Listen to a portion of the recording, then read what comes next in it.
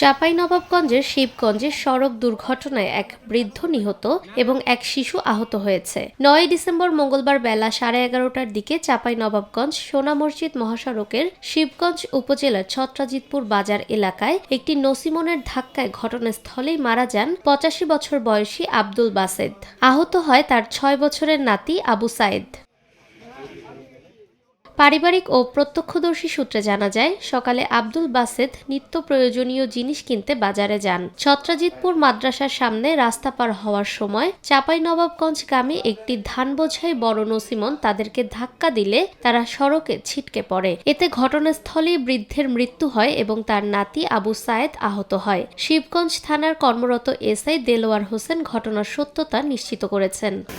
মাধ্যমে জানতে পারলাম যে ছত্রাজিতপুরে একটা সড়ক দুর্ঘটনা হয়েছে। তো এখানে এসে লাশ পায় নাই।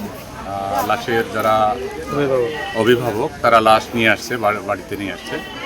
এখানে এসে লাশের পরিস্থিতি দেখলাম, সুরথালের যে সার্বিক কার্যক্রম সেটা করলাম, ছবি নিলাম। দুর্ঘটনার পর এলাকা জুড়ে নেমে এসেছে শোকের আবহ। স্থানীয়দের দাবি, মহাসড়কে নসিমন সহ অবৈধ যান চলাচল বন্ধ না হলে এ ধরনের দুঃখজনক ঘটনা থামবে না। পুলিশ ঘটনাস্থল পরিদর্শন করে এবং প্রয়োজনীয় আইনগত ব্যবস্থা গ্রহণের প্রক্রিয়া চলছে বলে জানিয়েছেন। নিরপেক্ষ, সত্য প্রকাশে আপোষহীন।